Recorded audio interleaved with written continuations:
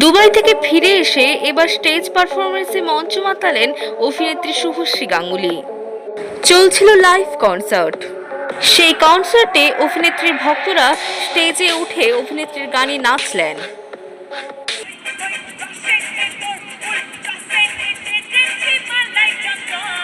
দুবাইয়ের ভয়ঙ্কর পরিস্থিতি থেকে ফিরে শুভশ্রীর এরকম মন মাতানো পারফরমেন্সে নেটিজেনরা বেজায় খুশি। বিভিন্ন কমেন্ট করেছেন তারা। কেউ লিখেছেন শুভশ্রীর এরকম পারফরমেন্স আরও চাই, আবার কেউ লিখেছেন শুভশ্রীকে যেন আলাদা একটা খুশ মেজাজে লাগছে। কিন্তু দুবাইয়ের ওই ভয়ঙ্কর পরিস্থিতি থেকে ফিরে এই পারফরমেন্সের জন্য বিভিন্ন নেটিজেন তাকে কটাক্ষ করেছেন।